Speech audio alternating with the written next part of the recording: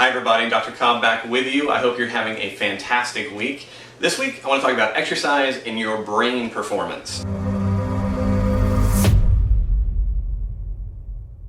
One of the things that we are learning as we are talking more and more to consumers around the world is that people have an ongoing kind of burning interest in having their brains perform better. And if you look at the way our world is kind of engaging with information, that makes complete sense. It's amazing, if you're walking around with a smartphone, you have access to more information right now, literally with a click of a button, than ever before in human history. You actually have access to almost all the information on the planet with a click of a button, which means that our wisdom about how we apply information, and in fact our mental processing speed, really needs to keep creeping up in order for us to stay current with emerging information that can be useful to our health, to our lives, to our businesses, to our families.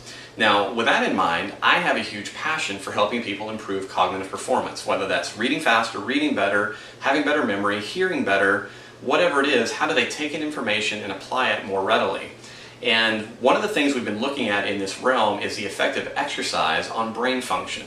Now, there's a lot of speculation in this arena still, but one of the things that we've learned fairly recently is that aerobic exercise seems to have a profound impact both on growth of brain cells, circulation, and actual cognitive improvement. And so that's kind of neat, thinking, okay, 20, 30 minutes of cardiovascular exercise can actually not only improve my heart function and my general fitness, but it may help me think better. Well, I've been talking to people about that for some time, but also bringing up this idea, a concept that we have, that the mindfulness that we bring to exercise, how much we focus, how much calmness it brings, will also have an impact. And there was a study published just a couple of weeks ago that was very interesting, and it looked at the impact of a 20-minute yoga session versus a 30-minute session of aerobic exercise on cognitive performance. And what they found was that the yoga session actually dramatically outperformed the cardiovascular session in terms of immediate impact on mental functioning. Now, the researchers are like, we don't know why, but it seems that the mindfulness brought to it and the relaxation, the decreasing in stress actually had a really profound influence on concentration, reaction times, and some of the other measures that we would apply when looking at cognitive performance. Now, how is this important to you? It's pretty simple. You want a better brain, you need to exercise. That's number one.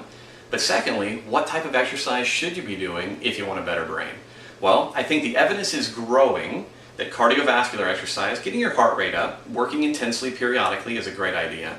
But on the other hand, what they call mind-body practices, much like what we do in Z-Health, where we're focusing on joint mobility, we're focusing on excellent movement, things that require some level of concentration but that are also fun, interesting, and mindful, the combination of those two may be one of the best combinations that you can arrive at to really improve how your brain functions on a day-to-day basis.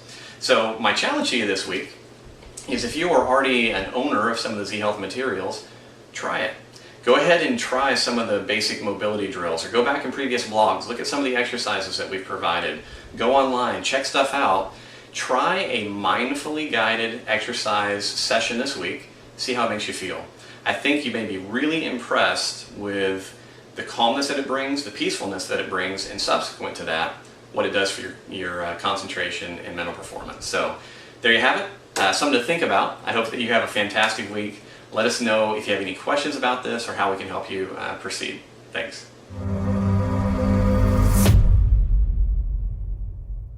Not just me, and I said that because I knew I wasn't going to keep this particular intro because it's terrible. That was so bad. So I guess we'll do, I'll put down take two then. Let's go with the take two. All right. All right, I'll just...